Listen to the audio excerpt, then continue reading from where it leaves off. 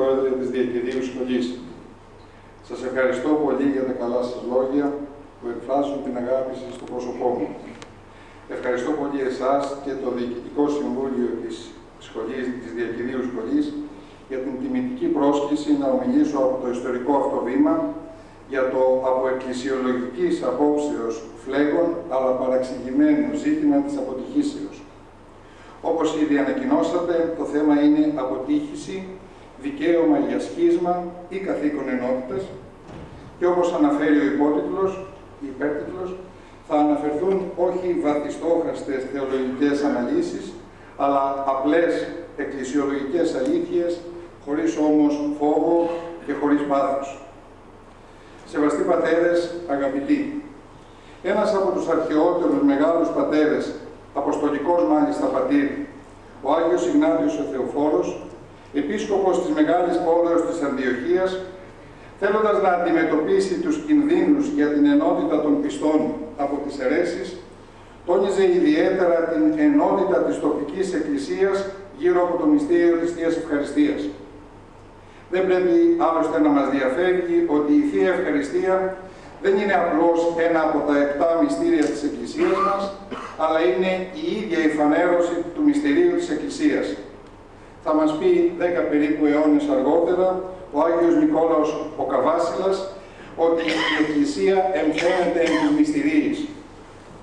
Μάλιστα, ο Άγιος Ιγνάτιος, έχοντας μπροστά στα μάτια του το Ιερό Σύμφρονο κατά την τέλεση της Θείας Ευχαριστίας, παραγγέλει «Παρενώ εν ομονία Θεού σπουδάζεται πάντα πράσιν, προκαθημένου του Επισκόπου εις τόπον Θεού και των πρεσβυτέρων εις τόπον συνεδρίου των Αποστόλων και των διακόνων των εμίγλικητάτων πεπιστευμένων διακονία Ιησού Χριστού, ως προαιώνων παραπατρί ειν, ήταν με τον Πατέρα, και εν τέλει εφάνη».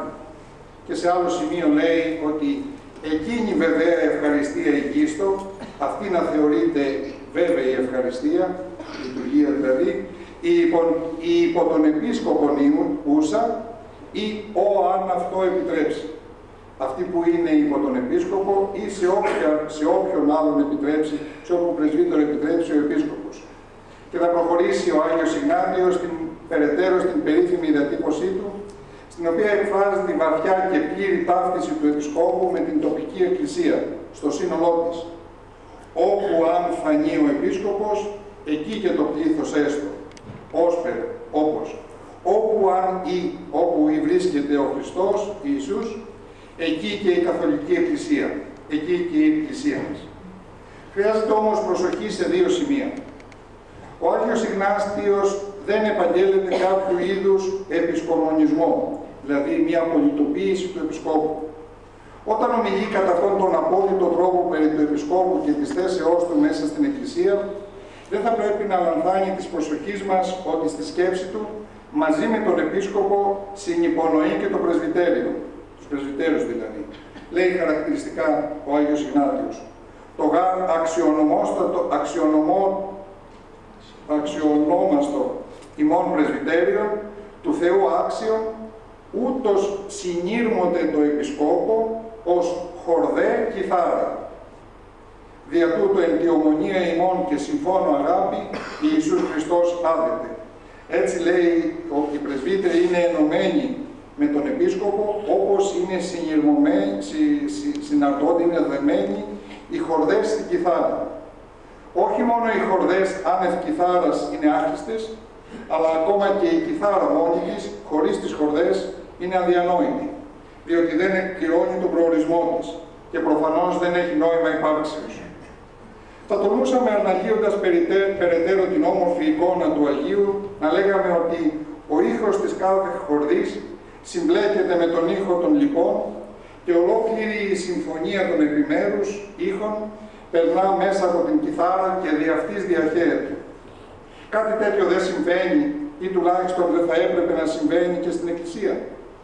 Ο Επίσκοπος είναι όχι μόνο αυτός ο οποίος έχει το χάρισμα της διδασκαλίας, το δωρεά του αγιασμού δια των μυστηρίων και τη διακονία της διοικήσεως, αλλά ταυτόχρονα είναι και ο εκπρόσωπος της υπ' αυτόν τοπικής εκκλησίας και ως εγγυητής και φύλακας της πίστεως είναι ο εκφραστής του Ορθοδόξου φρονήματός της. Πιστεύω ότι δεν αλλοιώνουμε την σκέψη του Αγίου αν ισχυριστούμε ότι ο Άγιος δεν θέλει τον Επίσκοπο να αποφασίζει ως μονάρχης και οι πρεσβύτεροι να εκτελούν τις εντολές του ως υπήκοοι, αλλά ο Επίσκοπος να αποφασίζει συνεκτιμώντας και αφουγκραζόμενος την εκκλησιαστική συνείδηση του πληρώματος και τότε εν τη ομονία ημών και συμφώνω αγάπη Ιησούς Χριστός άδεται. Για την εκκλησιαστική μας παράδοση, ο Επίσκοπος πρέπει να πληρεί δύο βασικές προϋποθέσεις. Πρώτον, να εκφράζει την άπαξ παραδοθήσα πίστην της Αγίης, όπως λέει ο Απόστολος Ιούδας στην επιστολή του. Δηλαδή να είναι φορέας της αποστολικής και πατερικής παραδόσεως. Και δεύτερον, αγωνιζόμενος ο ίδιος κατά των παθών του, να έχει φτάσει τουλάχιστον στο φωτισμό. Έτσι, οι λόγοι του και οι πράξεις του Επισκόπου, είναι εκ Θεού και ασφαλώς είναι υποχρεωτικές. Πάντες το Επισκόπο ακολουθείτε ως Ιησούς το Πατρί, κατά τα λόγια του Αγίου Ιγνατίου, ή κατά τα λόγια του Αγίου Διονυσίου του Αεροπαγίτου, ή μη φωτιστεί η καθέξινο ιεράρχης άνωθεν, ούκ αν ενεργήσει εταίρει στο φωτισμό. Αν δεν φωτιστεί ο ίδιος με τη χάρη του άνωθεν, ο Επίσκοπος, ο ιεράρχης, δεν μπορεί να δώσει σε άλλους το φωτισμό. Ουσιαστικά θα μπορούσαμε να πούμε ότι κατά τη διδασκαλία του Αγίου Ιγνατίου και ολόκληρης της εκκλησιαστικής μας παραδόσεως, στον κάθε Επίσκοπο πρέπει να εφαρμόζεται αυτό που ψάλλουν στους Αγίους Μάρτυρες ιεράρχες και τρόπον μέτοχος και θρόνων διάδοχος των Αποστόλων γενόμενος, την πράξη έβρες θεόπνευστε εις θεωρίας επίβαση, δια τούτο των λόγων της αληθείας ορθοτομών και την πίστην ετήρησας. Δηλαδή, η αποστολική διαδοχή, θρόνων διάδοχος, συναρτάται και συνδέεται αναπόσπαστα με την αποστολική διδαχή και το αποστολικό φρόνημα και τρόπον διάδοχος. Αν ο Επίσκοπος δεν είναι στην τοπική του εκκλησία ο ορθοτόμος των ορθοδόξων δογμάτων, αυτό δηλώνουν και τα δικυριοτρίκυρα που βαστάζει και ευλογεί με αυτά το λαό, εάν δεν είναι ο μυσταγωγός της αληθούς θεογνωσίας, την οποία αγωνίζεται να κατέχει εξιδίας εργασίας στο στάδιο των αρετών, και αν δεν είναι το έμψυχο Ευαγγέλιο που το αναγνώσκει από τη ζωή του Επισκόπου ο λαός του Θεού, τότε θα δημιουργούνται συνεχώς εσωτερικά προβλήματα σε κάθε τοπική εκκλησία. Η τήρηση λοιπόν ανώθευτης της άπαξ παραδοθήσης πίστεως και η διδασκαλία του λαού του Θεού είναι το πρώτο στο έργο του Επισκόπου. Πού φαίνεται αυτό? Ας προσέξουμε δύο σημεία. Πρώτον, μόνο στη χειροτονία του Επισκόπου, ο υποψήφιος πρώτης χειροτονίας, επίσκοπος, ο εψηφισμένος, ενώπιον της συνάξεως του λαού, ομολογεί την πίστη του, διαβάζοντας το σύμβολο της πίστεως, το πιστεύω, και ομολογώντας ότι αποδέχεται και υπόσχεται ότι θα τηρήσει την πίστη και τις αποφάσεις των Οικουμενικών Συνόδων. Μόνο στην εις επίσκοπον χειροτονία γίνεται αυτό, όχι ούτε στο πρεσβύτερο ούτε στο διάκονο, γιατί ο επίσκοπος είναι το πρώτο στο αυτό έργο του. Και δεύτερον, η Εκκλησία μας στην ιερότερη στιγμή, αμέσως μετά τον καθαγιασμό των τιμίων δώρων, προσεύχεται για τον επίσκοπό της. Εν πρώτης, νήστητη Κύριε του Αρχιεπισκόπου ημών Χρυσοστόμου, ον χάρισε τες Αγίες σου Εκκλησίες εν ειρήνη, σώων, έντιμων, υγειά, μακροημερεύοντα και ορθοτομούντα των λόγων της εις αληθείας. Ακριβώς στην πιο φρικτή ώρα, ενώπιον των ιερών μυστηρίων του Τιμίου Σώματος και Αίματος του Κυρίου μας, τον παρακαλούμε, τον σωματικός παρόντα Κύριό μας, πρώτα-πρώτα για τα μέλη της τριαμβεύουσας Εκκλησίας, για τους Αγίους μας, εξαιρέτως της Παναγίας Αχράντου, και αμέσως μετά ακολουθεί η προσευχή για την στρατευόμενη Εκκλησία, για την Αγία Καθολική και Αποστολική Εκκλησία, για ολόκληρη την Οικουμένη, για τους άρχοντες, για τους μοναχούς. Και όταν αρχίζουμε να προσευχόμαστε και να παρακαλούμε για συγκεκριμένα πρόσωπα, ονομαστικά, ξεκινάμε από ποιον? Εν πρώτα-πρώτα, νήστητη Κύριε του Αρχιεπισκόπου ημών. Πρώτα θα σε παρακαλέσουμε, Κύριε, για τον Επίσκοπό μας και μετά για τους γονείς, συζύγους, παιδιά, φίλους και λοιπούς συγγενείς και γνωστούς.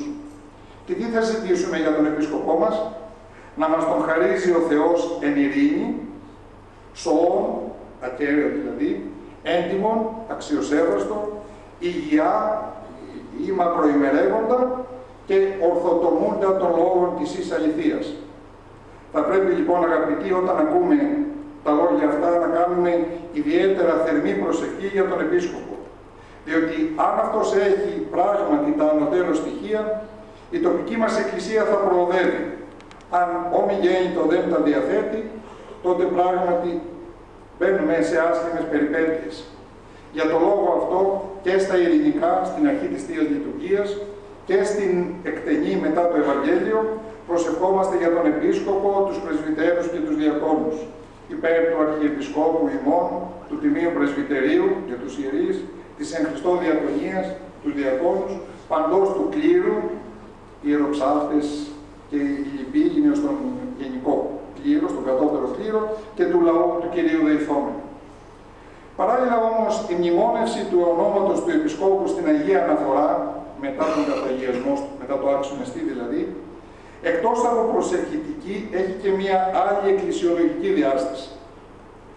Δείχνεται υποταγή ή προς το υπερέχον. Φανερώνεται, λέει, η υποταγή προς το υπερέχον. Και ότι τούτου μνημονευομένου του αρχιερέως κοινωνός εστί και ο προσφέρον της πίστεως και της παραδόσεως των μυστηρίων διάδοχος. Και μνημονεύοντας τον Επίσκοπο την ώρα αυτή, λέει ο Επίσκοπος Ανδρίδων Θεόδωρος που αναλύει τη Θεία Λειτουργία, λέει με τη μνημόνευση του ονόματος ο πρεσβύτερος ομολογεί ότι είναι κοινωνός της αυτής πίστεως που έχει και ο Επίσκοπος. Ταυτίζεται δηλαδή η πίστη του ιερέως με την πίστη του Επισκόπου. Καταδεικνύει λοιπόν η εκφώνηση αυτή με τον πλέον επίσημο και πανηγυρικό τρόπο την κοινωνία με τον Επίσκοπο και με τον τρόπο αυτό την ενότητα της τοπικής εκκλησίας, αλλά και την δια του Επισκόπου ενότητα με την ανατινικουμένη Καθολική Ορθόδοξη Εκκλησία. Είναι τελικά μία ομολογία ενότητος και ομοφροσύνης, ταυτότητας πίστεως και ορθοδόξου φρονήματος με τον Επίσκοπο. Μνημονεύοντας τον συγκεκριμένο Επίσκοπο, τον Επίσκοπο στον οποίο υπάγομαι, ομολογώ, αποδέχομαι ότι είμαι ομόφρον και ομόπιστος με Αυτόν. Η πίστη η δική του είναι και δική μου πίστη και όλου του λαού που συμπαρίσταται και συμπροσεύχεται μαζί μου. Έτσι, στην πλέον ιερή και επίσημη στιγμή, ενώπιον του σωματικώς παρόντος Κυρίου ημών Ιησού Χριστού, εκφράζεται η εναληθεία ενότητα της Εκκλησίας μας, η οποία ασφαλώς στον ύψιστο και απόλυτο βαθμό είναι ο ίδιος ο Κύριος μας, αλλά κατά την ανθρώπινη διάσταση της Εκκλησίας μας υποστατοποιείται, προσωποποιείται δηλαδή στο πρόσωπο του Επισκόπου. Ο Επίσκοπος εκφράζει, οφείλει να εκφράζει την εναληθεία ενότητα της Εκκλησίας μας. Σε συνοδικές θείες λειτουργίες, τις οποίες λειτουργεί ο προκαθήμενος μιας τοπικής εκκλησίας, διαβάζονται τα δίπτυχα σε αυτό ακριβώς το σημείο. Δηλαδή εκφωνούνται τα ονόματα των προκαθημένων όλων των τοπικών Ορθοδόξων εκκλησιών, πάλι με τη δυτή έννοια. Και ως προσευχή ο Θεός να τους φωτίζει στο πολυεύθυνο έργο του προκαθημένου των εκκλησιών, αλλά και ως ομολογία της πανορθόδοξης ενότητας και κοινωνίας. Όποιος δεν μνημονεύεται στα δίπτυχα, δεν αναγνωρίζεται ότι είναι σε κοινωνία με την ανατυπωμένη Ορθόδοξη Εκκλησία.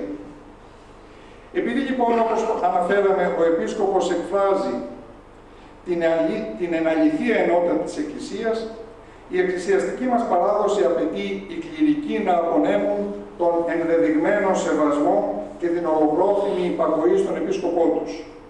Έτσι, σύμφωνα με τους κανόνες της Εκκλησίας μας, επιτιμάται ο πρεσβύτερος, ο οποίος φυσιότητη τιμή, από υπερηφάνεια δηλαδή και υπερηφανία επαρθής, ηγήσεται οφείλην και χωρισμένος Άγια το Θεό προσφέρει. Ή άλλο ανορθούν θυσιαστήριον. Αν λέει κάποιος επίσκοπος, κάποιος πρεσβύτερος, από υπερηφάνεια, νομίζει ότι μπορεί να προσφέρει ξεχωριστά απομονωμένος από τον επίσκοπο, να μην είναι σε κοινωνία με τον επίσκοπο και να υψώσει άλλο θυσιαστήριο χωρίς την ευλογία και άδεια του επισκόπου, αυτός λέει καθερείται ο πρεσβύτερος αυτός. Και αν επιπλέον αυτό συμπράξει με άλλους και προχωρήσει σε σχίσμα, ότι ούτως πρεσβύτερος ανάθεμα λογιζέστο και τον ίδιο τόπο να απολεσάτω και να χάσει τον τόπο της ιεροσύνης. Ακόμα και στην περίπτωση που υπάρχει κατηγορία κατά του επισκόπου για σοβαρά κανονικά παραπτώματα, απαιτείται ιδιαίτερη προσοχή εκ μέρους των κληρικών. Οφείλουμε οι κληρικοί να αναφερθούμε αρμοδίως και να αναμένουμε την τελεσίδικη συνοδική κρίση και όχι να αρνηθούν προπετός την κοινωνία και μνημόνευση του επισκόπου. Ακόμα και όταν ο επίσκοπος κατηγορείται για κάποιο έγκλημα, για κάποια παράβαση. Είναι απολύτως σαφής και κατηγορηματική η κανονική παράδοση ότι δεν μπορεί κανένας πρεσβύτερος μόνος του να κρίνει και να καταδικάσει τον επίσκοπό του για κανονικά παραπτώματα, χωρίς να περιμένει την κρίση του αρμόδιου συνοδικού οργάνου, το οποίο ασφαλώς οφείλει να επιλαμβάνεται όλων των καταγγελιών και να αποφαίνεται βάσει των ιερών κανόνων και της εκκλησιαστικής παραδόσεως, χωρίς εμπάθεια, αλλά και χωρίς διάθεση συγκαλύψεως. Ας προσέξουμε όμως μία και μοναδική εξαίρεση. Ο σεβασμός προς τον οικείο επίσκοπο εκ μέρους των κληρικών του δεν υφίσταται και η κοινωνία μαζί του μπορεί να διακοπεί με την πάυση του μνημοσύνου του μόνο σε μία περίπτωση. Όταν λέμε πάυση του μνημοσύνου, εννοούμε να μην τον μνημονεύσει στο εν πρώτης μνης τη Κύριε, στην ώρα της Θείας Λειτουργίας. Αυτό εννοούμε πάυση μνημοσύνου σε όλη την ομιλία μας. Και τότε οι πρεσβύτεροι που θα διακόψουν το μνημόσυνο του επισκόπου, και τότε οι πρεσβύτεροι, λέει, όχι μόνο δεν τιμωρούνται, ου μόνο την κανονική επιτιμήση που υποκείσονται, αλλά και της πρεπούσης τιμής της Ορθοδόξης αξιοθήσονται. Αυτό αναφέρει ο περίφημος 15ος κανόνας της Πρωτοδευτέρας Συνόδου, η οποία συνεκλήθη το 861 στην Κωνσταντινούπολη επί Μεγάλου Φωτίου, στην οποία ήταν και πρόεδρος ο Μέγας Φώτιος. Τότε η Εκκλησία ταλαιπωρείτο από σχίσματα για μικροζητήματα και κανονικής φύσεως θέματα και ο Μέγας Φώτιος με αυτόν τον κανόνα προσπάθησε να αποκαταστήσει την ενότητα της Εκκλησίας ώστε να μην προσβάλλεται η ενότητα για ίσονο σημασία ζητήματα. Ας δούμε επιλέξεις σε τι αναφέρεται ο σχετικός κανόνας. Ακριβέστερα είναι τρεις κανόνες. Είναι ο 13ος, ο 14ος και ο 15ος της Πρωτοδευτέρας Συνόδου. Εμείς θα ασχοληθούμε περισσότερο με το 15ο, αλλά και οι προηγούμενοι το αυτό περίπου αναφέρουν. Τα οριστέντα επί πρεσβυτέρων και επισκόπων και μητροπολιτών είναι οι προηγούμενοι κανόνες, ο 13ος και ο 14ος, όλο μάλλον επί πατριαρχών αρμόζει. Νομίζω η γλώσσα του 9ου αιώνα την καταλαβαίνουμε την περισσότερη, κάποιες λίγες λέξεις θα τα εξηγήσω. Αυτά που έχουν οριστεί, λέει, για πρεσβυτέρους και επισκόπους και μητροπολίτες, στους προηγούμενους κανόνες, πολύ περισσότερο ισχύουν επί πατριαρχών. Ώστε, εάν κάποιος πρεσβύτερος ή επίσκοπος ή μητροπολίτης τολμήσει αποστήνε, να αποχωριστεί, να φύγει μακριά, της προς τον οικείον πατριάρχην κοινωνίας και μη αναφέρει το όνομα αυτού κατά το ορισμένον και τεταγμένον εν τη Θεία Λειτουργία, μυσταγωγία, αλλά προεμφανίας συνοδικής, πριν από συνοδική απόφαση και τελεσίδικης αυτού κατακρίσεως, τελείας αυτού κατακρίσεως, σχίσμα ποιήσει, όποιος λέει τολμήσει και δεν αναφέρει το όνομά του και κάνει σχίσμα, τούτον όρισε η Αγία Σύνοδος, πάσης ιερατείας παντελώς αλότριον είναι, να είναι τελείως ξένος. Αυτός που θα τολμήσει να κάνει κάτι τέτοιο, πάβει να είναι επίσκοπος, πρεσβύτερος, επίσκοπος ή μητροπολίτης. Ή μόνον λεχθεί τούτο παρανομήσεις. Και τα αυτά μεν, και αυτά όλα, έχουν οριστεί και έχουν επικυρωθεί, σφραγιστεί, περί των προφάσιτινών εγκλημάτων των οικείων αφισταμένων προέδρων.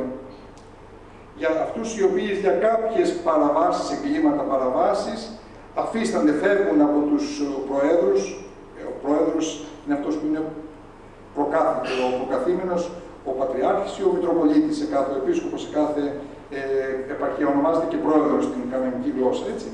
Αυτούς για κάποιες παραβάσεις σε κλίματα, λέει, αφίστανται από τους προέδρους τους και σχίσμα ποιούνταν και κάνουν σχίσμα και διασπούν την ένωση της Εκκλησίας μας. Εδώ πάμε όμως στο δεύτερο μέρος. Αυτά τα λένε και προηγούμενοι κανόνες για τον πρεσβύτερο που αφίσταται από τον επίσκοπο, τον του Μητροπολίτη και τώρα από τον Μητροπολίτη στον Πατριάρχη. Ή γάρ, εδώ είναι το δεύτερο, το καινούριο που προσκομίζει ο κανόνας. Ή γάρ διαίρεση την αυτή όμως που για κάποια αίρεση παρά των Αγίων Συνόδων ή Πατέρων κατεγνωσμένη, που έχει καταγγελθεί από κάποια από τις Αγίες Συνόδους ή από πατέρες, τις προς τον Πρόεδρο, προς τον Επίσκοπο κοινωνίας αυτού διαστέλλοντες, αυτοί δηλαδή που για κάποια αίρεση διαστέλλουν την κοινωνία τους, επειδή εκείνου την αίρεση δηλωνώ τη δημοσία, επειδή αυτός κηρύσει αίρεση δημόσια και γυμνεί την κεφαλή επί Εκκλησίας διδάσκοντος και τη διδάσκει στην Εκκλησία, η διότι αυτή λέει που για αίρεση, ου μόνο την κανονική επιτιμήση που υποκείσονται, αυτοί όχι μόνο δεν υπόκειται σε κανονικό επιτίμιο, προς συνοδικής διαγνώσεως πριν από τη συνοδική απόφαση, αποτυχίζουν, δηλαδή υψώνουν τείχος, απομονώνονται, ξεχωρίζουν από την κοινωνία με τον επίσκοπο, αλλά και τις πρεκούσεις τιμής της Ορθοδόξης αξιοθήσονται. Αλλά πρέπει να τύχουν και ιδιαίτερης τιμής αυτοί που αποχωρίζονται από τον επίσκοπο. Γιατί ούγαρ επισκόπων, αλλά ψευδοεπισκόπων και ψευδοδιδασκάλων κατέγνωσαν. Γιατί αυτοί κατηγόρησαν, λέει, όχι επίσκοπο, αλλά ψεύτικο επίσκοπο και ψευδοδιδάσκαλο. Και ου σχίσματι την ένωση της Εκκλησίας κατέτεμον, δεν έσπασαν σε σχίσμα την ένωση της Εκκλησίας, αλλά σχισμάτων και μερισμών την Εκκλησία εσπούδασαν ρίσιστε. Αλλά προσπάθησαν αυτοί να απαλλάξουν την Εκκλησία από σχίσματα και μερισμούς. Θα πρέπει να σημειώσουμε ότι ο 15ος της Πρωτοδευτέρας Συνόδου ουσιαστικά περιβάλλει με κανονική ισχύ την πάγια παράδοση και πρακτική της Εκκλησίας μας, σύμφωνα με την οποία ελδικαιούτο κάθε χριστιανός να διακόψει την κοινωνία με επισκόπους, ακόμα και με πατριάρχες, όταν αυτοί έπεφταν σε αιρέσεις.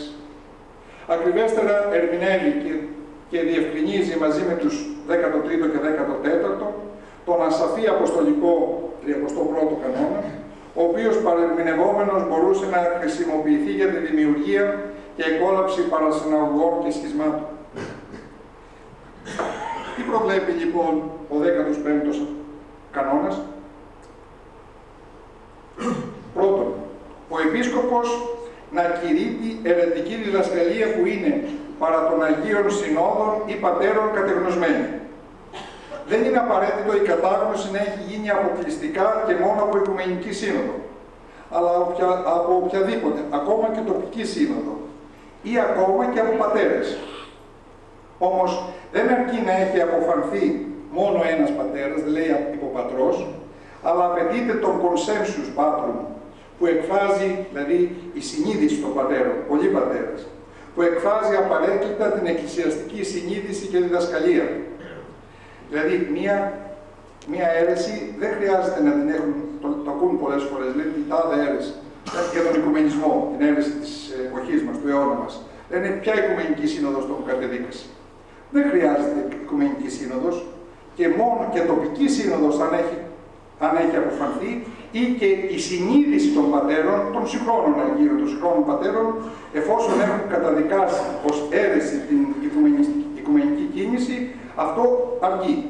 Λέει, οι Άγιοι το λένε έτσι, παρά Αγίων Συνόδων ή Πατέρων κατεγνωσμένοι. Και δεύτερον, ο Επίσκοπος να κηρύττει δημοσία και γυμνεί την κεφαλή να διδάσκει επ' Εκκλησίας αιρετική διδασκαλία. Όχι απλώς να συζητεί, να προβληματίζεται για κάποιες διδασκαλίες ή να εκφράζει άστοχα και κατά λάθος μια αιρετική άποψη. Δεν φτάνει αυτό. Η γυμνή την κεφαλή επ' Εκκλησίας κήρυξη αιρέσεως δεν προσδιορίζεται επακριβώς στον κανόνα, αλλά υπονοείται η με κάθε τρόπο δημόσια και σαφής διακήρυξη διδασκαλίας αντίθετης με την πίστη της εκκλησιαστικής παραδόσεως. Όχι να έκανε ένα λάθος, να είπε κάτι υπερβολικό, να είπε, αλλά να επιμένει και να διδάσκει. Γυμνή κεφαλή σημαίνει έτσι ξεκάθαρα, όταν διαβάζετε το Ευαγγέλιο, αν δείτε στην αρχιερατική Θεία Λειτουργία, ο επίσκοπος στέκεται στην ωραία πύλη, ακάλυπτο το κεφάλι. Χωρίς το κεφάλι, είναι γυμνή κεφαλή, ακούγεται η διδασκαλία του Ευαγγελίου. Διδάσκει εκείνη την ώρα μέσω του Ευαγγελίου που ακούγεται. Οπότε, δηλαδή, σε επίσημο, αυτό εννοεί η γυμνή κεφαλή, επίσημα και ξεκάθαρα, χωρίς κανέναν ενδιασμό να διδάσκει αιρετική διδασκαλία. Δεν προσδιορίζεται επακριβώς, γιατί υπάρχουν πάρα πολλοί τρόποι κάποιος να διδάξει μια αιρετική διδασκαλία. Παραδείγματος χάρη, αν κάποιος επίσκοπος σε κήρυγμά του, τα παραδείγματα είναι υπαρκτά, δεν είναι στις φαντασίες μου, αν κάποιος σε κήρυγμά του ισχυριστεί ότι οι μονοφυσίτες που έχουν καταδικαστεί από την 4η, 5η, 6η και 7η Οικουμενική Σύνοδο και δεν αναγνωρίζουν την 4η, 5η, 6η, 7η Σύνοδο. Αν λοιπόν ένας επίσκοπος πει ότι οι μονοφυσίτες είναι ορθόδοξοι, είναι ξεκάθαρα ασφαλώς γυμνήτη κεφαλή επεκκλησίας κήρυξη αιρέσεως. Εάν επίσκοπος δεν το πει, αλλά το δείξει με την πράξη, επιτρέψει σε μονοφυσίτη επίσκοπο να εισέλθει από την ωραία πύλη και να προσκυνήσει στο ιερό βήμα, ως αν να είναι ορθόδοξος επίσκοπος, ουσιαστικά κηρύσσει αίρεση γυμνήτη κεφαλή επεκκλησίας. Αν βέβαια για τις ανωτέρω πράξεις του ζητήσει συγγνώμη και αναγνωρίσει το λάθος του, τότε ασφαλώς δεν τίθεται θέμα.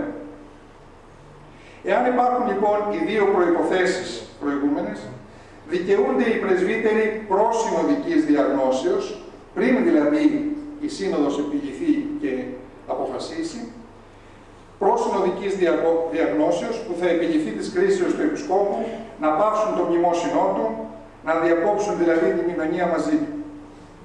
Η κανονική παράδοση είναι απόλυτη στην απαγόρευση κοινωνίας με επίσκοπο που έχει καταδικαστεί ήδη συνοδικά επί αιρέση. Όμως στη συγκεκριμένη περίπτωση, από τη διατύπωση του κανόνα αυτού, προκύπτει με σαφήνεια ότι όταν δεν υπάρχει συνοδική καταδίκη επισκόπου επί αιρέση, ότι δεν έχει αποφαρθεί η Σύνοδος, δηλαδή όταν δεν έχει αποφαρθεί η Σύνοδος εναντίον του επισκόπου, οι πρεσβύτεροι δικαιούνται, αλλά δεν υποχρεούνται να διακόψουν την κοινωνία μαζί του. Γιατί?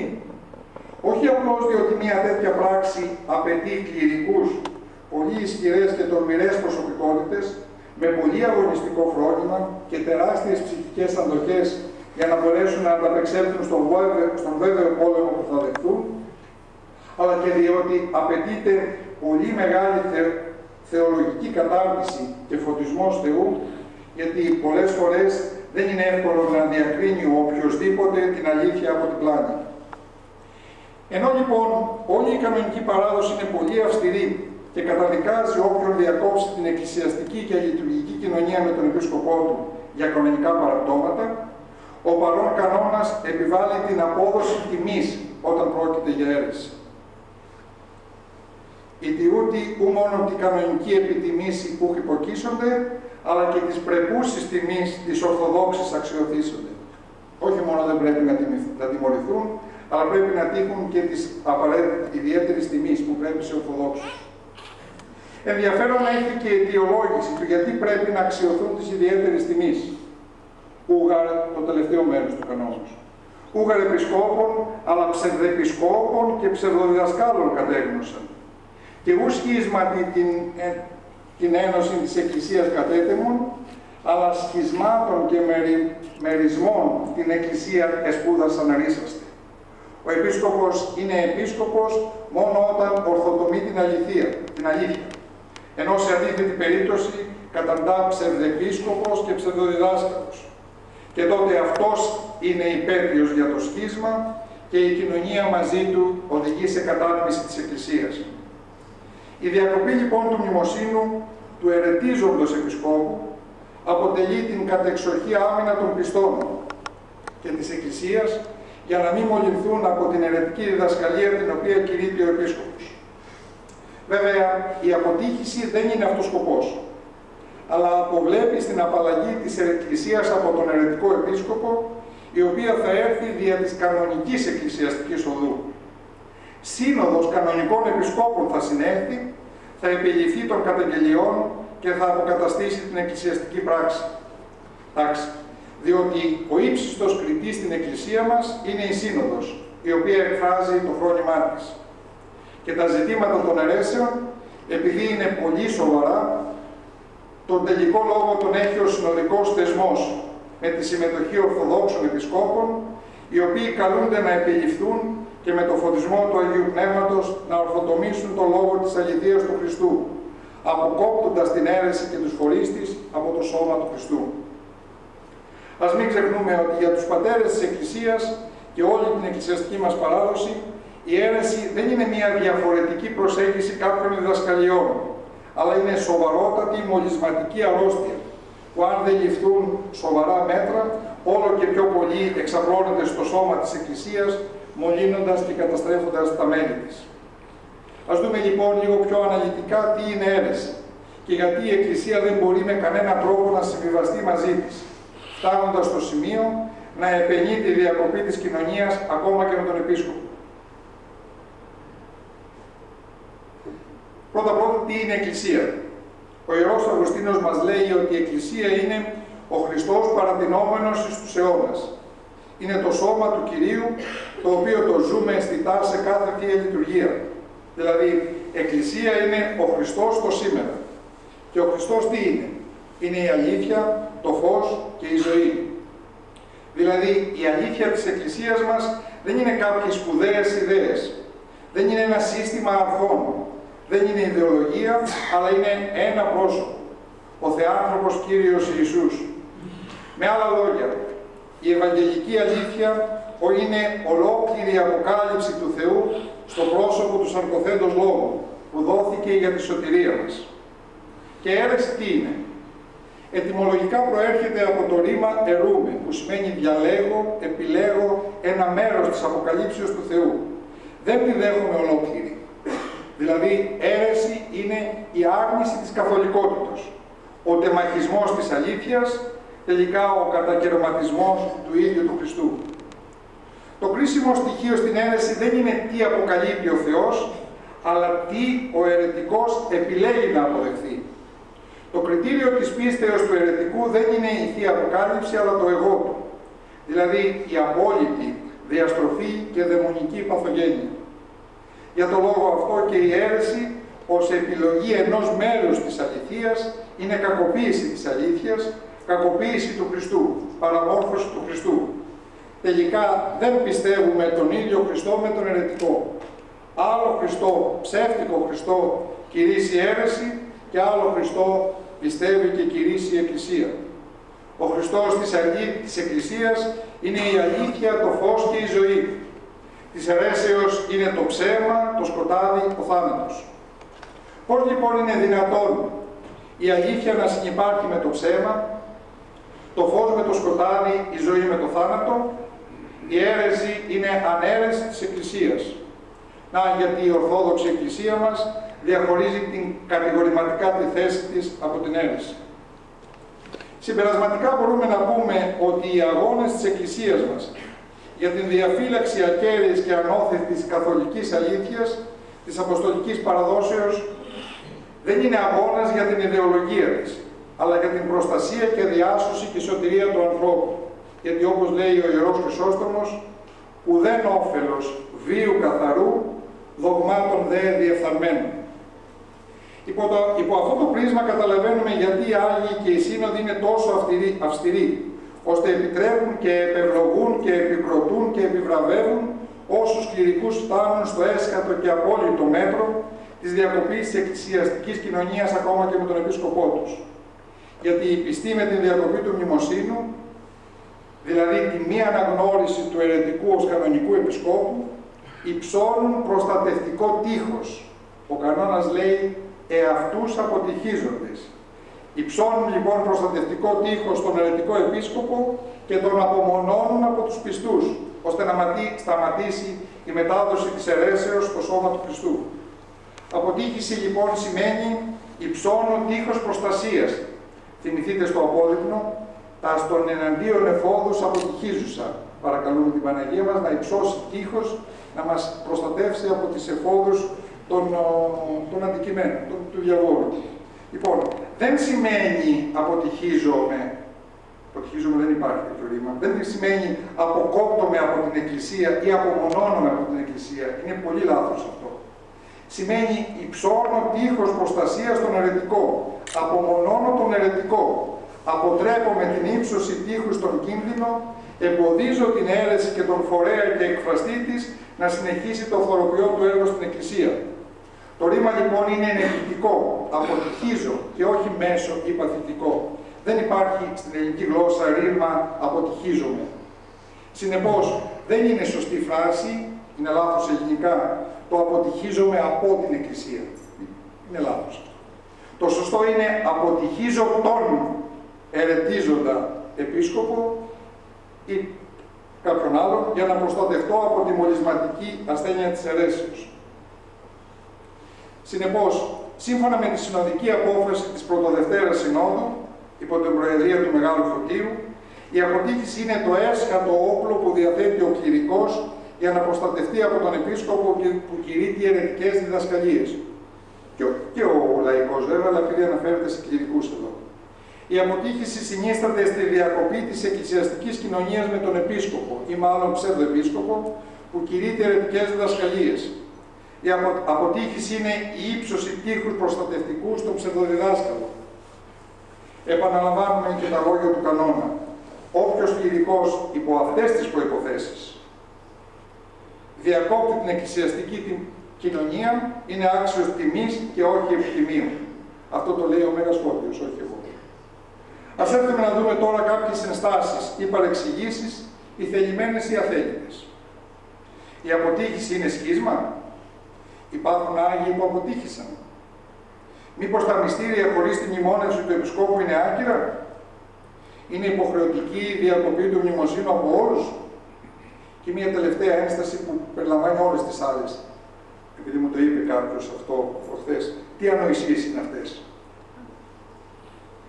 Και πρώτα, είναι σχίσμα η αποτύχηση. Ορισμένοι λόγω αγνίας ή σκοπιμοτήτων ταυτίζουν τη διακοπή του μνημοσύνου του αιρετίζοντος επισκόπου με το σχίσμα. Έτσι ακούμε συχνά. Όποιος διακόπτει το μνημόσυνο του επισκόπου του κάνει σχίσμα, είναι σχισματικός. Όποιος διακόπτει το μνημόσυνο βγαίνει εκτός εκκλησίας. Έτσι λένε. Αυτό όμως είναι εντελώς λάθος. Ας δούμε τι είναι σχίσμα. Είναι η διακοπή της κοινωνίας με τον κανονικό επίσκοπο και η αναγνώριση άλλου επισκόπου, η ένταξη δηλαδή στη δικαιοδοσία άλλου επισκόπου, ο οποίος δεν αναγνωρίζεται από καμία άλλη εκκλησία. Ουσιαστικά ο σχισματικός αποκόπτεται όχι μόνο από τον επίσκοπό του, αλλά από ολόκληρη την εκκλησία. Κατά συνέπεια, δεν αναγνωρίζει ως έγκυρα τα μυστήρια της εκκλησίας από την οποία έφυγε. Σχίσμα έχουμε παραδείγματος χάρη με τους παλαιοημερολογίτες, εδώ στην Ελλάδα, οι οποίοι έχουν παράλληλους επισκόπους με την κανονική εκκλησία της Ελλάδος, δεν έχουμε κοινωνία μυστηριακή μεταξύ μας και δεν αλληλοαναγνωρίζουν τα μυστήρια. Ο παλαιοημερολογίτης δεν έκανε απλώς διακοπή μνημοσύνου του επισκόπου του, αλλά προχώρησε σε σχίσμα, εντάχθηκε υπήχθη σε άλλη δικαιοδοσία. Μία διακοπή μνημονεύσεως μάλλον μπορεί να εξελιχθεί σε σχίσμα. Αλλά κάθε διακοπή, κάθε αποτύχηση δεν είναι και σχίσμα, δεν είναι έξοδος από την Εκκλησία. Όποιος αγοράζει μαχαίρι δεν σημαίνει ότι πάει να σκοτώσει. Όποιος όμως αγοράζει μαχαίρι μπορεί και πιθανόν να σκοτώσει. Ή όποιος αγοράζει φάρμακα από το φαρμακείο δεν σημαίνει ότι θέλει να φάει όλα μαζί για να αυτοκτονήσει. Μπορεί και να συμβεί αυτό όμως. Με την ίδια έννοια δηλαδή, κάθε αποτύχηση δεν είναι και σχίσμα. Όπως είδαμε τη διακοπή μνημοσύνου την επενεί ο Μέγας Σκόπιος και η Πρωτοδευτέρα Σύνοδος, με τον κανόνα που αναλύουμε. Θα μπορούσαν να πούμε ότι οι Άγιοι αυτοί και οι Πατέρες και η Σύνοδος μας προτείνουν να προχωρήσουμε σε σχίσμα. Είναι δυνατόν η Σύνοδος να προτρέπει και να επενεί το σχίσμα. Είναι δυνατόν οι Άγιοι να μας επενούν και να μας προτρέπουν να βγούμε από την Εκκλησία. Ασφαλώς όχι. Είναι παραλογισμός θεολογικός, λογικός, εκκλησιολογικός το να δεχθεί κανείς ότι η διακοπή του μνημοσύνου, και μόνο η διακοπή, προκαλεί σχίσμα ή έξοδο από την Εκκλησία. Είναι δυνατόν η ίδια η Εκκλησία με κανόνα επίσημης και περίφημης συνόδου, στην οποία προέδρευε ο Μέγας Φώτιος, μεγαλειός διδάσκαλος, θεολόγος, κανονολόγος, νομικός, φιλόσοφος, να μας συνιστούν να κάνουμε σχίσμα? Τα παραδείγματα διακοπής μνημοσύνου, αλλά παραμονή στην Εκκλησία και μη δημιουργία σχίσματος είναι πολλά.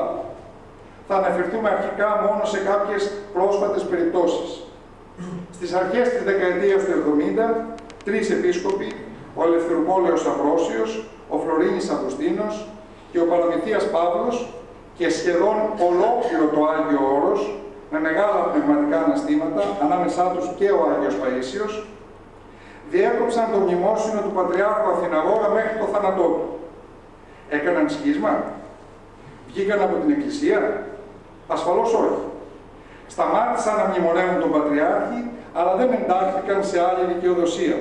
Παρέμειναν στην Εκκλησία της Ελλάδος. Δεν αναγνώρισαν άλλο επίσκοπο, αλλά περίμεναν ο Θεός να μιλήσει με όποιο τρόπο αυτός ήθελε.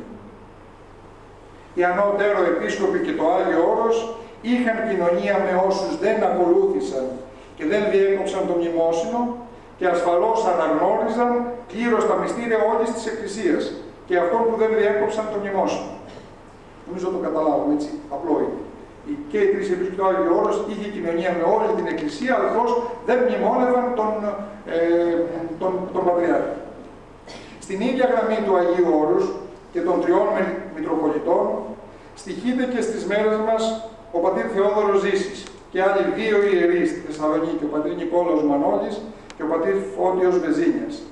Οι πατέρες αυτοί, επειδή επληρούνται οι κανονικές προϋποθέσεις που προβλέπει ο κανόνας, διέκοψαν το μνημόσυνο του επισκόπου τους. Όμως, δεν εντάχθηκαν σε άλλη εκκλησιαστική δικαιοδοσία. Αναγνωρίζουν ασφαλώς τα μυστήρια που τελούνται στην Εκκλησία της Ελλάδος και είναι σε πλήρη κοινωνία με όλους εμάς, που δεν έχουμε λόγο να διακόψουμε το μνημόσυνο του επισκόπου μας, διότι δόξα τω Θεώ ο επίσκοπός μας ορθοτομεί το λόγο της αληθείας.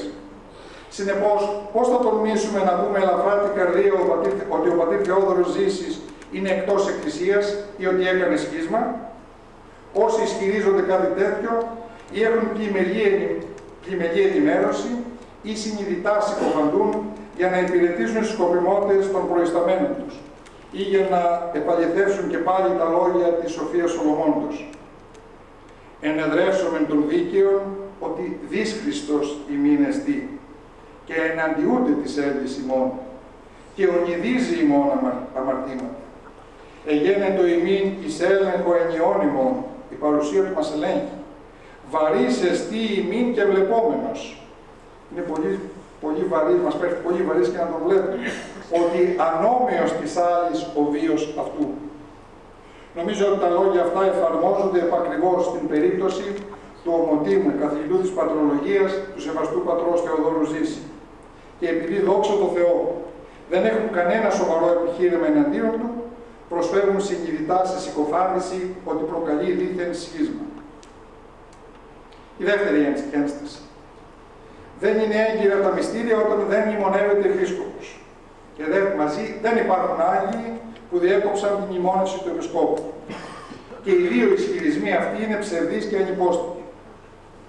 Είναι δυνατόν να είναι άκυρα τα μυστήρια όταν ο Μέγας Φώτιος και η Σύνοδος με τον κανόνα επιτρέπουν και επενούν τη διακοπή μνημοσύνου υπό συγκεκριμένες προϋποθέσεις? Ο ισχυρισμός αυτός είναι ασέβεια προς τον Μέγα Φώτιο. Άλλωστε, αυτός που διακόπτει τον κανόνα σύμφωνα με τον κανόνα, που διακόπτει το μνημόσυνο σύμφωνα με τον κανόνα, εφαρμόζει την κανονική σύσταση την ώρα που τελεί τη Θεία Ευχαριστία, την ώρα που λειτουργεί.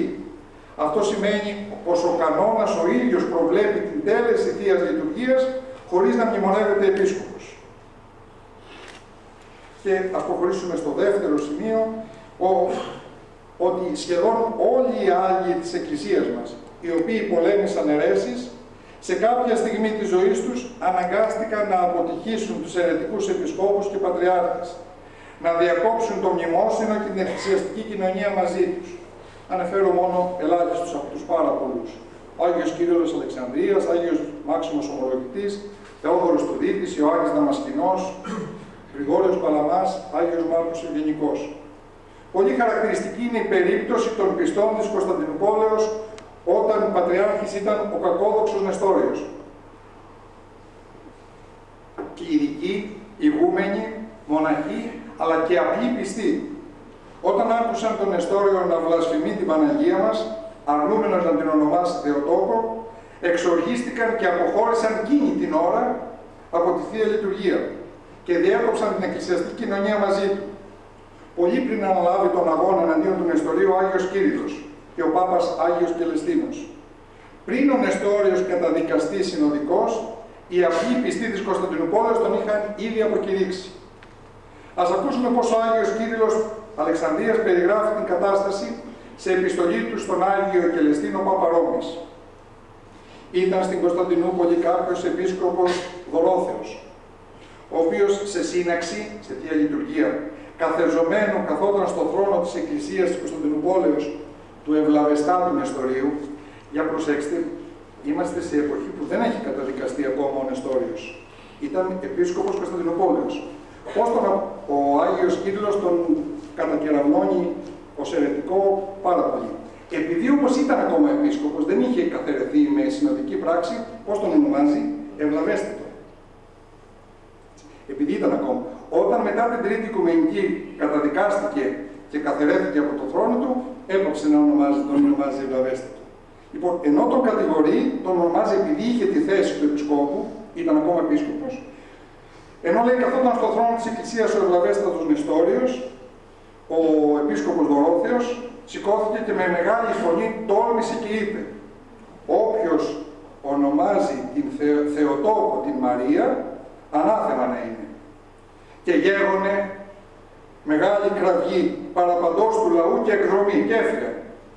Φώναξε ο λαός μόλις άκουσε τέτοια ύβρη και φώναξε: «Ούγαρ ήθελον έτη κοινωνήν αυτής και της τιάφτα φρονούσει». Δεν ήθελαν να έχουν καμία κοινωνία με αυτούς. Ώστε και νυν από συνάκτους, εκτός των συνάξεων, εκτός λειτουργίας δηλαδή, είναι τους λαούς της Κωνσταντινουπόλεως, πλην ολίγων ελαφροτέρων και των κολακευόντων αυτούς. Πάντα υπήρχαν και ελαφρότεροι και κόλακες. Τα δε μοναστήρια σχεδόν άπαντα και ετούτον αρχιμανδρίτε και τη συγκλή του πολύ, και η επίσημη δηλαδή, ου συνάγονται, δεν εκκλησιάζονται. Δεδιώτες, φοβούμενοι, μήπως αδικηθώσουν στην πίστη αυτού και τον συναυτό, του Νεστορίου δηλαδή, τους οποίους από την Αντιόχεια έφερε, γιατί ο Νεστόριος ήταν πρεσβύτερος στην Αντιόχεια. Τα λέει αυτά ο Άγιος Κύριλλος ο ίδιος. Ο πιστός λοιπόν λαός μόλις άκουσε, έφυγε από τον ναό και οι αρχιμανδρίτε και δεν εκκλησιάζονταν εκεί που εκκλησιαζόταν ο Νεστόριος. Μάλιστα της ανταρσίας εναντίον του Πατριάρχου Κωνσταντινουπόλεως Νεστορίου ηγείτο ένας λαϊκός ο Ευσέβιος, ο μετέπειτα επίσκοπος Δονηλαίου, ο οποίος έβαλε και μία μπροσούρα και την μοίρασε. Ο Νεστόριος, ο Σαλαζώνας, όπως κάθε αιρετικός, τους κυνήγησε. Καθαίρεσε τους κληρικούς, αναθεμάτισε τους λαϊκούς που αντιδρούσαν στην κακοδοξία του. Και όμως ο Άγιος Κύριλλος θεώρησε άκυρες τις ποινές που επέβαλε ο Πατριάρχης Νεστόριος και επένεσε με θερμά λόγια το αγωνιστικό φρόνημα των πιστών εναντίον του Πατριάρχη. Γράφει ο Άγιος Κύριλλος προς τον ίδιο τον Νεστόριο: «Άπαση σε όλους της παρασής ευλαβίας άλλη». Πώς του μιλάει έτσι. Όλους λέει, οι οποίοι έχουν αποχωριστεί για την πίστη ή έχουν καθαιρεθεί λαϊκής και κληρικής, κοινωνικοί πάντες εσμένοι. Εμείς είμαστε κοινωνικοί, τους έχουμε σε κοινωνία, λέει ο Άγιος Κύριλλος. Ούγαρε στην δίκαιο, γιατί δεν είναι δίκαιο αυτούς που ορθάφρον είναι γνωκότες, αυτούς που ξέρουν να πιστεύουν σωστά, με τις σες αδίκης ψήφης, με τη δική σου απόφαση να τους αδικούμε. Γιατί σοι καλώς ποιούνται σαν τη δίκαση. Γιατί αντιδρούν αντίπαν σε σένα, καλώς ποιούνται. Μάλιστα ο Άγιος Κύριλλος στέλνει επιστολή προς το λαό της Κωνσταντινουπόλεως, που έπαυσε το μνημόσυνο του Πατριάρχου και γράφει: «Ταύτην εν αυτής αναζωπηρούνται αεί την πίστην, ασπίλους και αμόμους εαυτοί στηρίσατε. Μήτε κοινωνούνται στο μνημονευθέντη», να μην έχετε καμία κοινωνία με τον Πατριάρχη, τον Νεστόριο, μήτε ως διδασκάλο προσέχετε, να μην το θεωρείτε τον Πατριάρχη σας δάσκαλο, εάν παραμείνει λύκος αντίπημένος. και μετά ταύτην ημών την υπόμνηση και την προς αυτόν γενομένη. Φρονήν έλυτο τα διαστρεμμένα. Παρά την σύσταση που του έκανα, γιατί έστειλε επιστολές, 3 επιστολές ο Άγιος Κύριλλος στον Νεστόριο, αν παρόλα αυτά λέει επιλέξει έλυτο φρονήν τα διαστραμμένα, να το θεωρείτε λύκο.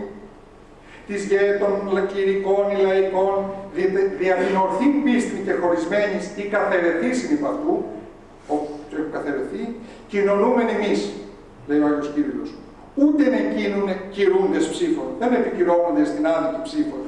Επενούντες μάλλον τους πεπονθώντας. Επενούμεν αυτούς που έχουν πάθει αυτά. Και αυτό λέγουμε, εάν ονειδίζεστε Κυρίω μακάρι, είστε μακάρι, λέει, που σας τιμώρησε ο Πατριάρχης σας. Την θέση αυτή του Αγίου Κυρίλλου ακολούθησε και η Τρίτη Οικουμενική Σύνοδος. Πάλι στην ίδια περιοχή έχουμε τον Άγιο Υπάτιο, ο οποίος διέγραψε το όνομά του Νεστορίου. Ο Άγιος Υπάτιος γιορτάζει 17 Ιουνίου. Πήγε ο Επίσκοπος Ευλάλιος της Κωνσταντινούπολης στον Άγιο Υπάτιο, ηγούμενος ήταν, και του λέει: γιατί διέγραψες το όνομά του πριν δεις τι θα γίνει με τον Πατριάρχη? Όσιος απάντησε: εγώ αφού έμαθα ότι μιλά άσχημα για τον Κύριό μου, πάω την κοινωνία μαζί του και ούτω αναφέρω το όνομά του. Δεν είναι πια επίσκοπος. Τότε ο Επίσκοπος Ευλάλιος του είπε με οργή: πήγαινε και διόρθωσε αυτό που κάνεις, γιατί μπορώ να σε τιμωρήσω. Και ο Υπάτιος αποκρίθηκε: ό,τι θέλεις κάνε. Εγώ αποφάσισα και πάντα να πάθω, και με αυτή την απόφαση το έκανα αυτό. Και ο Υπάτιος, παρότι διέγραψε το όνομα του Πατριάρχου παρά τη γνώμη του Επισκόπου του, έγινε Άγιος. Θα αργούσε η περίπτωση του Νεστορίου για να καταδειχθεί ότι η διακοπή της μνημονεύσεως είναι αποδεκτή και επενετή. Αλλά ας προχωρήσουμε όμως σύντομα σε κάποιες άλλες περιπτώσεις Αγίων. Ο Άγιος Μάξιμος Ομολογητής, 7ος αιώνας. Την εποχή του Αγίου Μαξίμου συγκλονίζει την Εκκλησία ο μονοθελητισμός. Όλοι οι πατριάρχες της Ανατολής εκτός της Ρώμης είχαν υποκύψει στην αίρεση αυτή. Ο μόνος που έμεινε ακλόνητος στην Ανατολή ήταν ο μοναχός Άγιος Μάξιμος Ομολογητής και οι μαθητές του. Έχουμε δύο διαλόγους. Ένα διάλογο με απεσταλμένους του Πατριάρχη, το οποίο τον ρώτησαν τον Άγιο Μάξιμο. Ου κοινωνεί στον θρόνο Κωνσταντινούπολεως? Ου κοινωνώ, απαντάει. Δια ποιαν κοινωνία, δια ποιαν ου κοινωνείς αιτία, δια ποια αιτία δεν κοινωνείς? Απεκρίθη. Διότι τις Άγιες 4 συνόδους τις εξέβαλε. Και καθήλων αυτούς πολλάκις. Και αυτό καθαιρέθηκαν οι ίδιοι με το να μην δέχονται την πίστη των συνόδων. Αυτοί λοιπόν που έχουν κατηγορηθεί από τους Ρωμαίους, από σύνοδο του Ρώμης δηλαδή, και ποια μυσταγωγία επιτελέσουσι, ή ποιο πνεύμα παρατιστιού των επιτελουμένης επιφυτά, ποιο Άγιο Πνεύμα θα έρθει σε αυτούς τους ανθρώπους, λέει, που δεν δέχονται τις συνόδους, λέει ο Άγιος. Και μια ερώτηση που την κάνουν όλοι, είναι μια διαχρονική ερώτηση. Συ μόνος σώζει και πάντες απόλυτε, μόνος εσύ, τι μας το παίζεις έξυπνος, εσύ μόνο θα σωθείς και οι άλλοι θα καταδικαστούν? Και λέει, απαντάει ο Άγιος: ουδέν να κατέκρινον οι 3 παιδες, μη προσκυνήσετε στην εικόνα. Πάντων των ανθρώπων προσκυνούνταν. Οι 3 παιδες, λέει, κοίταξαν, να το πω έτσι, κοίταξαν τον εαυτό τους μόνο. Δεν κατέκριναν τι κάνουν οι άλλοι που προσκυνάνε την εικόνα. Εγώ, λέει, προσπαθώ να μην έχω καμία θρόηση προς το τέλος. Ερούμε δε αποθανήν ή θρόηση να έχει περί το συνειδός. Προτιμώ να πεθάνω παρά να έχω ταραχή στη συνείδησή μου ότι παρεσφάλει καθιοδήποτε τρόπο την ιστεόν πίστη. Δεν ξέρω εγώ, λέει, τι θα κάνει ο Θεός με τους άλλους, τι θα κάνουν οι άλλοι. Εγώ τον εαυτό μου κοιτάω. Και επειδή εγώ θέλω να είμαι εντάξει με τη συνείδησή μου, γι' αυτό εγώ διαμαρτύρομαι. Και σε άλλη περίπτωση διημήθη παρόμοιος διάλογος με τον ίδιο τον Πατριάρχη. Χθες, λέει, το λέει ο ίδιος ο Άγιος, την Πεντηκοστής, ο Πατριάρχης, σε επιστολή του Άγιος Πατριάρχης δήλωσε μιλέγον: ποιας εκκλησίας είσαι? Ποιας εκκλησίας είσαι? Του Βυζαντίου, Κωνσταντινούπολεως, της Ρώμης, Αντιοχίας, Αλεξανδρίας, Ιεροσολύμων? Ιδού πάσε μετά των υπαυτές επαρχιών ενώθησαν. Όλοι αυτοί έχουν ενωθεί, λέει. Ή τι είναι, εάν είσαι εσύ λοιπόν της Καθολικής Εκκλησίας, να ενωθείς και εσύ μαζί μας. Μήπως ξένην οδόν το βίο καινοτομών, μήπως ακολουθώντας μια ιδιαίτερη μόνος σου, ας πούμε την οδό, χωριστά από όλους τους άλλους, πάθεις όπερ που προσδοκάς. Γιατί αν δεν είσαι μαζί μας, λέει, τι έχεις να πάθεις? Και απάντησε ο Άγιος: Καθολική Εκκλησία την ορθή και σωτήριον ομολογία πίστεως, ο Κύριος είναι υπόν. Και επί τούτο των Πέτρων καλώς ομολογήσαντα εμακάρισε. Ο Άγιος Μάξιμος έμεινε σταθερός στην ομολογία του. Δεν υπέκυψε στις πιέσεις. Οι διώκτες του έκοψαν το χέρι και τη γλώσσα και τον εξόρισαν στον Κάφκασο σε ηλικία 80 ετών όπου και πέθανε. Ο Άγιος πέθανε αναθεματισμένος, αλλά ορθόδοξος. Και όλα αυτά συνέβησαν 20 χρόνια πριν από την Έκτη Οικουμενική Σύνοδο, η οποία δικαίωσε τον Άγιο Μάξιμο και κατεδίκασε παρακαλώ 7 πατριάρχες. Τον Πάπα Ρώμης Ονόριο, 4 πατριάρχες Κωνσταντινούπολεως, έναν Αντιοχίας και έναν Αλεξανδρίας. Ας προχωρήσουμε στον Άγιο Δαμασκηνό πιο σύντομα, και αυτό καταδικάστηκε από σύνοδο και αποκαταστάθηκε πάλι από την Οικουμενική, και ας μείνουμε στον Άγιο Γρηγόριο τον Παλαμά που γιορτάζει μεθαύριο. Η Εκκλησία μας τον ηνεί και τον μεγαλύνει ως Ορθοδοξίας φωστήρα, Εκκλησίας διδάσκαλων και θεολόγων υπέρμαχων αποσμάχητων. Και όμως υπήρχαν πατριάρχες και αρχιεπίσκοποι που κυνήγησαν τον Άγιο με τα μανίας. Ο Πατριάρχης Κωνσταντινούπολεως Ιωάννης Καλέκας πολέμησε τον Άγιο όταν ο Άγιος ήταν απλός ιερομόναχος στο Άγιο Όρος, με κάθε μέσο. Κατόρθωσε να συγκαλέσει σύνοδο, ενδημούσα ψευδοσύνοδο, το 1344 στην Κωνσταντινούπολη, με τη συμμετοχή πατριαρχών Αντιοχίας και Ιεροσολύμων, η οποία καταδίκασε σε καθαίρεση και αναθεμάτισε τον ιερομόναχο Γρηγόριο Παλαμά. Ένας από τους λόγους καθαιρέσεως του Αγίου ήταν σύμφωνα με τον Πατριάρχη στην απόφαση, δηλαδή την καταδικαστική, που υπογράφει ο Ιωάννης ο Καλέκας, ο Κωνσταντινούπολεως, είναι τολμήσαντος ακανονίστος, αντίθετα με τους κανόνες, λέει, και ακρίτος, χωρίς φρόνηση, χωρίς κρίση, αποκόψε το μνημόσυνό μου. Τόλμησε, λέει αυτός, να διακόψει το μνημόσυνό μου. Μάλιστα, ο Πατριάρχης Κωνσταντινούπολεως, γι' αυτό τον υποβάλλει σε ανάθεμα. Έτσι, το βλέπετε εδώ. Αναθέματι παραπέμπω. Ο Πατριάρχης Κωνσταντινούπολεως Καλέκας, με τη συνδρομή της πολιτείας, συνέλαβε τον Άγιο μαζί με 16 μοναχούς συνεργάτες του και τον φυλάκισε για 4 χρόνια στη φυλακή των Μονακτόρων. Είναι πολύ σημαντικό να τονίσουμε ότι τις ποινές που του επιβλήθησαν από τον Πατριάρχη Κωνσταντινούπολεως, ο ιερομόναχος Άγιος Γρηγόριος Παλαμάς δεν τις τήρησε, αλλά εξακολούθησε, παρότι καθιδημένος από αυτούς, να λειτουργεί κρυφά. Το γράφει αυτό, διαμαρτύρεται πάλι ο Πατριάρχης, λέγοντας ότι αντίχονται ότι μηδέν ηγισάμενοι την επιτίμηση, καθόλου δεν υπολόγισαν την τιμωρία, αντίχονται της ιεροσύνης, τολμηρός με θράσος, αναφέροντας τα σμητιστικά στησίας εν αποκρύφου. Κρυφά λειτουργούσε ο Άγιος Γρηγόριος Παλαμάς. Και ο Άγιος Γρηγόριος προτρέπει τους πιστούς να αποχωριστούν και να μην έχουν καμία εκκλησιαστική κοινωνία με τον αιρετικό Πατριάρχη Κωνσταντινούπολεως. Εφόσον ο Καλέκας, λόγω των αιρετικών διδασκαλιών του αποκόπηκε από το πλήρωμα των Ορθοδόξων, κατά συνέπεια είναι αδύνατο να ανήκει στους ευσεβείς όποιος δεν έχει αποχωριστεί από αυτόν. Αντίθετα, όποιος για λόγους αυτούς είναι αποχωρισμένος από τον Πατριάρχη Καλέκα, Κωνσταντινούπολεως, τότε ανήκει πραγματικά στον κατάλογο των χριστιανών και είναι ενωμένος με τον Θεό κατά την ευσεβή πίστη. Λέτε ο Άγιος Γρηγόριος να ήταν εχθρός του Πατριαρχείου, να μην σεβόταν τον θεσμό, να μην αγαπούσε το Πατριαρχείο. Όχι, ακριβώς το αντίθετο. Επειδή αγαπούσε το Πατριαρχείο, επειδή σεβόταν τον θεσμό, αυτός που δεν το αγαπούσε και δεν σεβόταν τον θεσμό, τον πατριαρχικό, ήταν ο κατήγορός του, ο αιρετικός Πατριάρχης Ιωάννης Καλέκας. Και ας τώρα τελειώσουμε με τον Άγιο Μάρκο τον Ευγενικό, ο οποίος και αυτός δεν είχε καμία κοινωνία με τον Πατριάρχη Κωνσταντινούπολεως Γρηγόριο Μάμα, ο οποίος ήθελε να επιβάλλει την ένωση με τους παπικούς. Γράφει στην περίφημη εγκύκλιό του, ο Άγιος Μάρκος, «Φευταίων αυτούς, πρέπει να φεύγετε από αυτούς, ως φεύγει της από όφεως.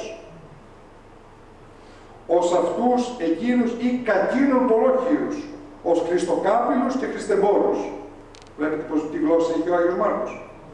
«Πέπνισμε, είμαι βέβαιος, λέει, ότι όσον αποδειείστα με τούτου και των τιούτων, της παρέας του, εγγίζω το Θεό και πάση της Αγίης, και ως περ τούτων χωρίζομαι, ούτω εννοούμε τη αληθεία και της Αγίης Πατράσιν και Θεολόγης της Εκκλησίας». Η τελευταία του υποθήκη πρωτού πεθάνει του Αγίου Μάρκου ήταν εκφεύγειν άπασιν τρόπη στην κοινωνία αυτού και μήτε συλλειτουργήν αυτό μήτε αρχιερέαν τούτων, αλλά λύκων και μισθωτών οικίστη. Μάλιστα φτάνει στο σημείο να πει, δεν ήταν καθόλου ευγενής ο Άγιος Μάρκος με τα σημερινά κριτήρια, ότι δεν τους θέλει ούτε στην κηδεία του. Λέω περί του Πατριάρχου, ούτε βούλομαι, ούτε δέχομαι την αυτού ή την τον αυτού κοινωνία το παράπονο, εντελώς. Ουδαμός, ούτε επί της ζωής μου, ούτε μετά θάνατο. Ώστε παραπάσαν την, όπως παραπάσαν την ζωή μου είναι και χωρισμένος αυτόν, ούτω και το καιρό της εξόδου μου, θανάτου μου, και έτη και μετά την εμήν αποβίωση, αποστρέφω με αυτόν την κοινωνία και ένωση.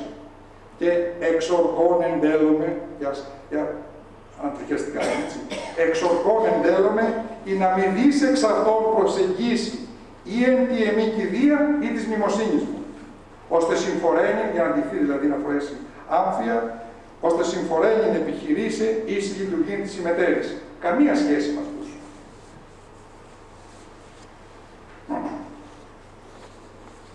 Δύο-τρία σημεία.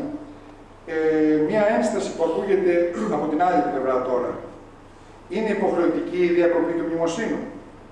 Δηλαδή είναι υποχρεωτικό κάθε χριστιανός που έχει αιρετικό επίσκοπο, που δεν έχει καταδικαστεί ακόμα, είναι υποχρεωτικό να φύγει, να αποχωριστεί μαζί του. Και επιγραμματικά το ερώτημα τίθεται, είναι υποχρεωτικός ή δυνητικός ο κανόνας αυτός. Νομίζω ότι δεν υπάρχουν δυνητικοί κανόνες. Όλοι οι κανόνες είναι υποχρεωτικοί για εμάς τους χριστιανούς. Ας προσέξουμε όμως τι επιτάσσει ο κανόνας αυτός. Πρώτον, τα είπα προλίγου. Απαγορεύεται η διακοπή της κοινωνίας για ζητήματα που δεν αφορούν την πίστη. Αυτό απαγορεύεται, δεν επιτρέπεται να γίνει. Απαγορεύεται όσοι για λόγους πίστεως διέκοψαν την μνημόνευση να τιμωρηθούν. Αυτό απαγορεύεται. Και το τρίτον, όσοι για θέματα πίστεως διέκοψαν την μνημόνευση του Επισκόπου, τους πρέπει να τιμηθούν. Αυτό λέει ο κανόνας. Πρέπει να τιμηθούν. Για τις πρεπούσες τιμής αξιοθήτωσαν. Αυτά επιτάσσει ο κανόνας και μόνο, και αυτά είναι για όλους μας υποχρεωτικά. Δεν έχουμε δηλαδή κανένα δικαίωμα ούτε εσείς ως χριστιανοί, ούτε εμείς ιερείς, ούτε επίσκοποι, ούτε σύνοδος, να κακολογήσουμε, να περιφρονήσουμε, να τιμωρήσουμε όποιον για λόγους πίστεως διέκοψε την μνημόνευση του Επισκόπου. Ακριβέστερα, ένα συνοδικό δικαστήριο, εκκλησιαστικό δικαστήριο, το οποίο θα κληθεί να δικάσει κάποιον που αποτύχησε τον Επίσκοπο, οφείλει να εξετάσει τον λόγο της αποτυχήσεως.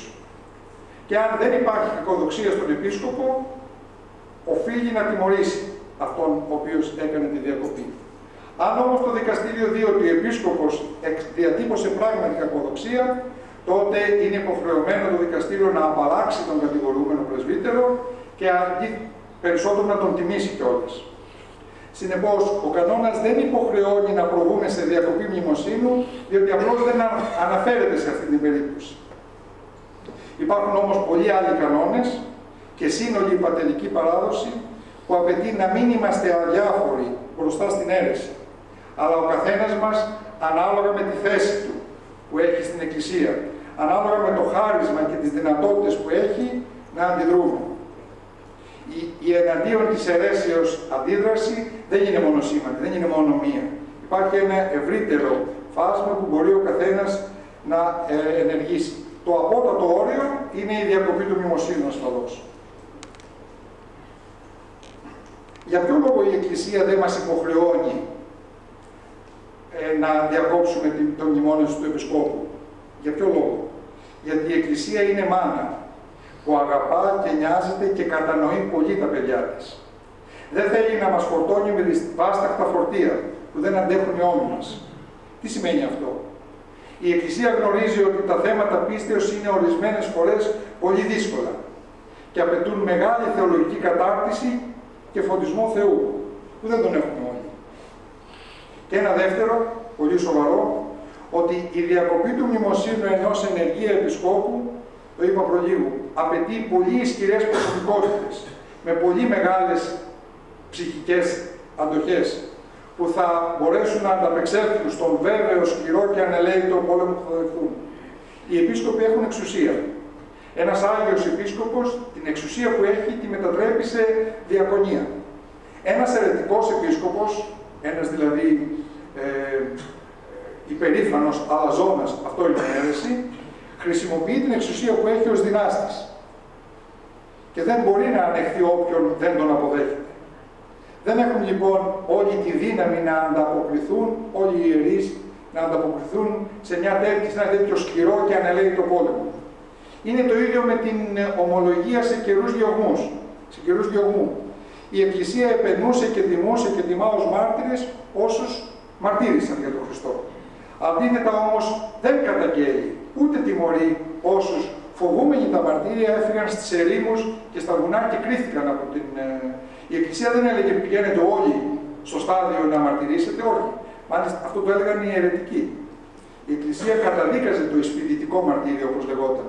Να πηγαίνεις έτσι και να... Όσοι το έκαναν και ανταποκρίνονταν, τους τιμάμε ως μάρτυρες. Αλλά δεν έχει η Εκκλησία οπωσδήποτε να πας να το κάνεις. Και το τελευταίο, το ζήτημα της διακοπής του μνημοσύνου, οι ίδιοι Άγιοι εφάρμοσαν την κατά Θεό οικονομία. Ανέφερα τον Άγιο Κύριλλο, πόσο απόλυτος ήταν.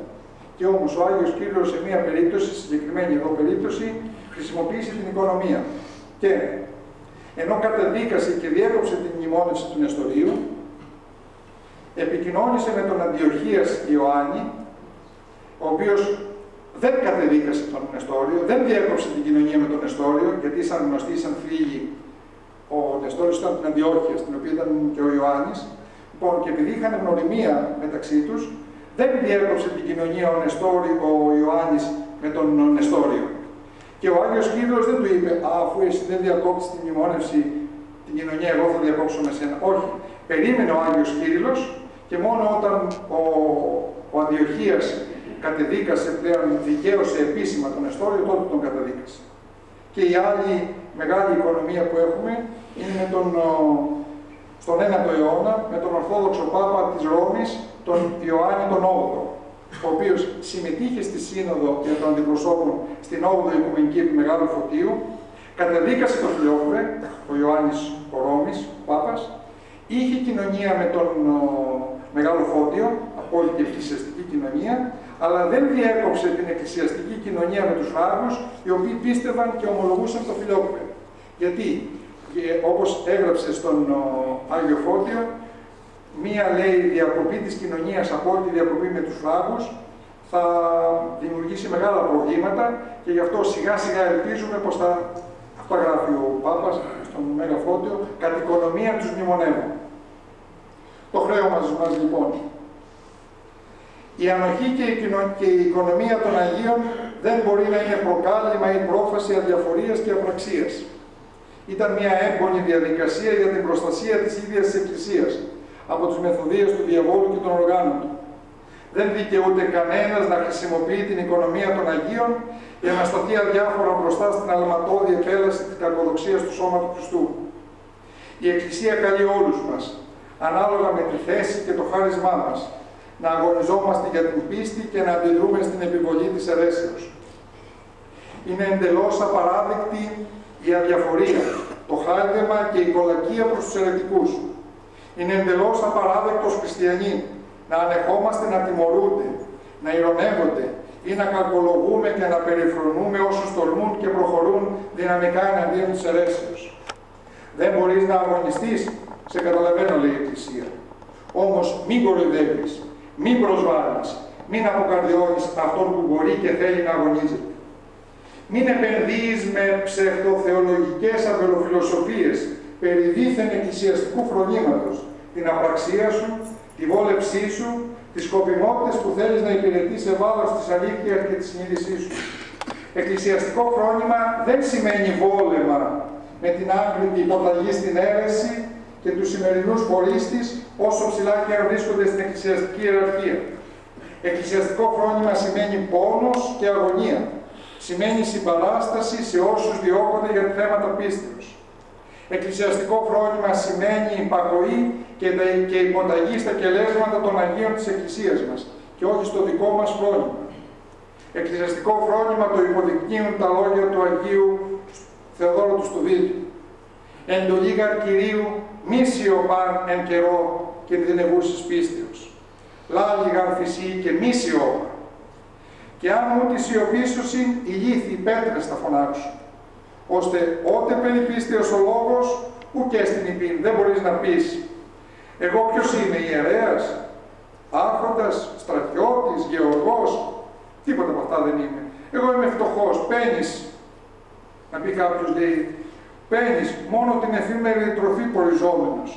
Ουδείς μη λόγος και φροντίς περί του προκειμένου. Είμαι ένας φτωχός, ο οποίος προσπαθώ να εξασφαλίσω την τροφή μου. Δεν έχω λόγο να ενδιαφέρομαι για τέτοια πράγματα. Ουά, λέει ο Άγιος Θεόδωρος, η λύθη κράξουσι και εσύ σιωπηλός και άφροντης και αδιάφορος. Κάνε πέτηση, ακόμα κι αν είσαι φτωχός, διδώνε λόγο. Λέγεις αλογών, λέγεις χωρίς να λογική. Τι είναι μη τούτο φροντίσει, τι δουλειά έχω εγώ με αυτά, ώστε και αυτός ο παίρνης πάσης απολογίας εστέρηται η ημέρα κρίσεως. Μην είναι λαλών ως κρυθισόμενος. Και αν τώρα δεν ομιλεί, λέει, που κινδυνεύει η πίστη, θα κρυθεί και μόνο γι' αυτό. Δια τούτο καγώ τάλας, καταλήγει ο Άγιος, δεν δικό στο κριτήριο λαλό. Γι' αυτό και εγώ φοβάμαι, λέει, το κριτήριο, γι' αυτό φωνάζω και αντιδρώ στην αίρεση. Εκκλησιαστικό φρόνημα σημαίνει θερμή και έμπονη προσευχή, ώστε το Άγιο Πνεύμα να φωτίζει τους Ορθοδόξους Επισκόπους, ώστε ένας έκαστος χωριστά να ορθοτομεί το λόγο της αληθείας και όλοι μαζί εν συνόδο συνδιασκεπτόμενοι να αποφανθούν, εκβάλλοντας την αίρεση και τους φορείς της από το σώμα του Χριστού. Τέλος, εκκλησιαστικό φρόνημα σημαίνει ακλόνητη βεβαιότητα ότι το αφεντικό της Εκκλησίας μας είναι ο Χριστός και μόνο Αυτός. Ότι μόνο Αυτός μπορεί και έσωσε και σώζει την άσπυρο νύμφη Του με το πανακύρατο αίμα Του από την μόλυνση της αιρέσεως. Εμείς ως πιστοί δεν δραστηριοποιούμαστε κατά της αιρέσεως έχοντας τη συνείδηση ότι θα σώσουμε την Εκκλησία, άπαγε της βλασφημίας, κάτι τέτοιο. Αλλά αγωνιζόμαστε έκαστο εφό ετάχθη για να σωθούμε εμείς και πάλι με τη χάρη και το έλεος του Κυρίου μας. Αυτό η δόξα και το κράτος εις τους αιώνας των αιώνων. Αμήν.